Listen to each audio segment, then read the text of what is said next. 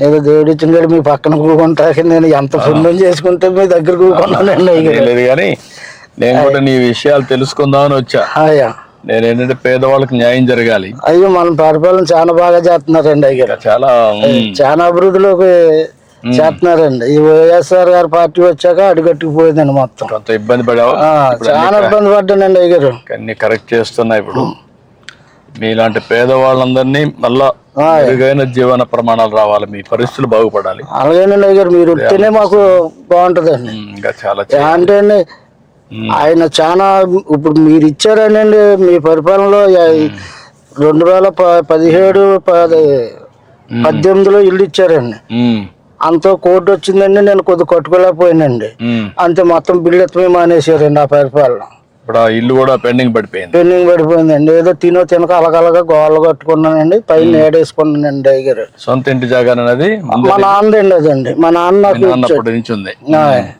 మా నాన్న కూడా కొనుక్కున్నాడండి. మా చిన్నప్పుడు పిల్లలు మొత్తం మేము మా నాన్నగారికి 2 మగవాళ్ళు 6 ఆడపిల్లలండి. 5 ఆ పెళ్లిళ్ళు అయిపోయింది మొత్తం అందరికీనండి. మొత్తం మా సిస్టర్లకి మా చెల్లెలని నేనే పెద్దోడిని. పెద్ద కుటుంబం. వాళ్ళ పిల్లలు ఏం చేస్తారు? వాళ్ళ పిల్లలు చదువుకున్నారండి, కొంతమంది పెళ్లిళ్ళు అయిపోయినాయండి. మా చెల్లెలు గారి పిల్లలకి మా కుర్రోళ్ళు ఉన్నారంటే వాళ్ళు డ్రైవింగ్ చేసుకుంటారండి. తాటలు గట్ట డ్రైవింగ్, రైతులకి పొలాలు గట్ట దుంతాకండి వెళ్ళి వాళ్ళు పని చేసుకుంటారండి. నీ అభిప్రాయం, ఇన్నేళ్లుగా మీరు నువ్వు పుట్టినప్పుడు మీ పెద్దవాళ్ళందరినీ చూసాం, ఇంకా కూడా ఆర్థికంగా పైకి రాలేదు, కారణం ఏమంటావు? ఆర్థికంగా అంటే ఏమన్నా సరే లేకండి, ఏదో ఉండి లేక అది తెచ్చుకున్న డబ్బులకే ఆ పూట కొడతాం కష్టం అవుతుందండి. అంటే చదువుకోవాలని కూడా ఎందుకు ఆశ పుట్టడం పిల్లలకంటే ఇది వరకు అంటే ఆర్థిక సహాయం ఇప్పుడు అందిస్తున్నారు సార్. అప్పుడు లేదు కదండి.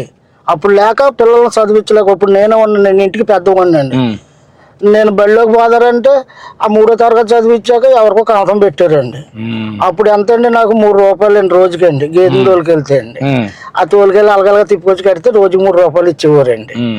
అదైనా రైతులు వచ్చి కూడబెట్టి తీసుకెళ్ళి అలాగ నేర్పించారండి. అలాగా ఈ కళాగారికి ఇలాగ అయిందండి నాకు. ఇప్పుడు నేను ఎంతమంది పిల్లలు ఉంటే అంతమందికి తల్లికి 100 కదా 5,000 ఇస్తున్నారండి. ఇస్తున్నారు. అదే మరి పింఛన్లు ఇస్తున్నారండి, పెద్ద ఎత్తున ఇస్తున్నారండి. పక్క రేషన్ షాప్ లో అవన్నీ ఇస్తున్నారండి. మొత్తం క్యాంటీన్లు పెట్టాం, రైతు కూడా సహాయం చేస్తున్నాం, డప్పు కళాకారులకు ఇస్తున్నాం. అట్లందరినీ న్యాయం చేయాలి, కూడా బాగా పైకి రావాలని నా కోరిక. అదే అండి, బాగానే చూస్తున్నారండి అయ్యారు. మీ పరిపాలన బాగా చాలా సూపర్ గా చూసారండి. పోయిన గతంలో మొత్తం అందరిని నాశనం చేసేసారండి. నేనే కాళ్ళు అరిగేదందుకు తిరిగితేనే నాకు పని అవ్వలేదండి. అప్పుడు మాయ మాటలే ముందు నమ్ముతారు కానండి, మనం కష్టపడి మనం ఏదో చేస్తున్నాం అనుకున్నాం అనుకోండి, అవి నమ్మరు కాదండి. మాయ మాటలే ముందు నమ్మేస్తారు జనం. మాయ మాటల్లోనే గాలిలో పడతారండి. దాన్ని ఎట్లా మనం వాళ్ళ పైకి వాళ్ళ జీవితం కోసం ఇప్పుడు ఉదాహరణ తెలుసుకుంటున్నారండి. ఇప్పుడు తెలుసుకుంటున్నారండి. గతంలో తెలుసుకోలేదండి. తెలుసుకోకుండా ఆయన గారు ఏదో మాకు కొండంత వచ్చేస్తుందని ఆశపడ్డారండి. ఇప్పుడు అసమానది ఏం లేదండి. అదేంటంటే ఇప్పుడు మీరు వస్తేనే మళ్ళీ బాగుపడుతుంది, మళ్ళీ ట్రిప్ మీరు వస్తేనే ఇవన్నీ పనులన్నీ సాగుతాయి. మొన్న 5 సంవత్సరాల వల్ల బాగా నష్టపోయాం కదా. చాలా నష్టపోయామండి. ఒక పనిముట్టు ఏది చేశారండి, ఏది చేయలేదు. ఒక రోడ్డు వేసారా లేదండి, ఒక కాలనీలు కట్టారా లేదండి. ఎంతసేపు అక్కడ స్థలాలు ఉన్నాయి ఇక్కడ స్థలాలు ఉన్నాయని బోకర్లు బాగుపడ్డారు తప్పండి, అసలైంది ఏమీ లేదండి. మీకు నిజమైన లబ్ధిదారులకు పేదవాళ్ళకి దక్కలా? ఏం దక్కలేదండి. పేదవాళ్ళకి అసలు ఏమీ దక్కలేదండి. అంతా బయట వాళ్ళకి బోకర్లకి వెళ్ళకండి. బోకర్లో శుభ్రంగా అక్కడ సైట్ ఉందండి, అది కొనాలండి. ఎందుకంటే వీళ్ళకి 10 రూపాయలు రావాలండి. ఆ విధంగా స్కామ్ వేసేసారండి. ఏముందండి అసలు ఎక్కడ ఏది లేదు. ఇప్పుడు నేను పెట్టింది ప్రతి నెల 1వ తారీఖున పేదల సేవలో అందరూ రావాలి, అందరినీ కలవాలి, అర్థం చేసుకోవాలి, మీకు సహాయం చేయాలని పెట్టాను. నీ అభిప్రాయం ఏంటి? నా అభిప్రాయం చాలా మంది నోట్లో ఇలా పెట్టారు, చంద్రబాబు నాయుడు గారు బాగా చూస్తున్నారు మనల్ని అన్న అభిప్రాయం ప్రతి వాళ్ళు మనసులో హృదయంలో కలిగిందండి అయ్యారు. ఇప్పుడు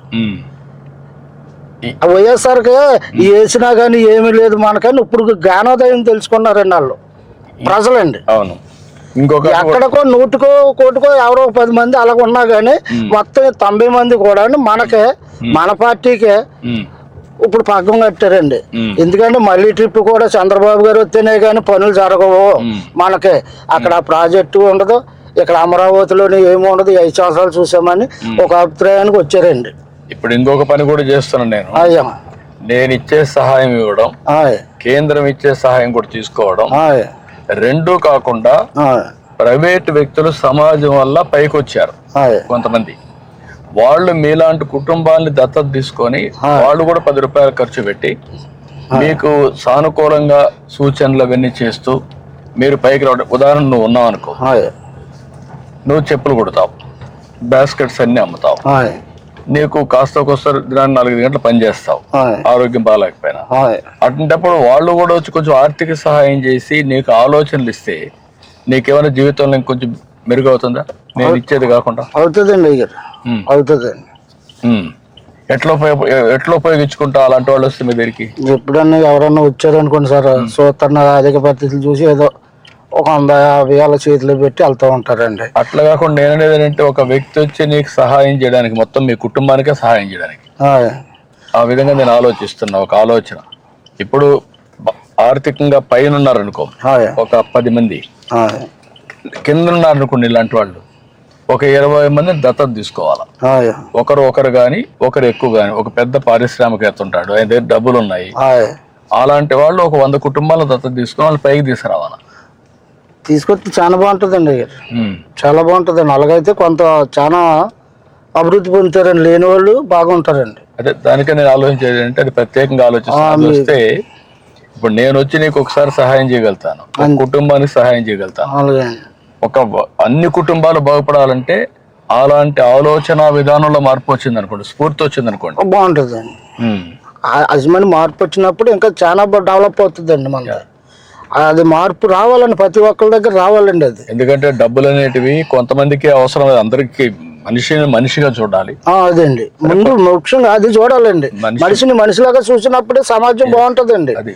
అది చూడకుండా ఉంటే ఇంకా అలాగ అట్టడుగునే అయిపోతుందండి. మీరు ఎక్కడ ఉంటారు, డబ్బులు సంపాదించే వాళ్ళు 1000 కోట్లు సంపాదిస్తున్నాడు, వాడు తినేది ఏం లేదు, మీరు తినడానికి ఏమి ఉండదు. అదండి నేను అదే ఆలోచిస్తున్నాను. దానికి పెద్ద ఆలోచన చేసి ముందుకు వస్తున్నా.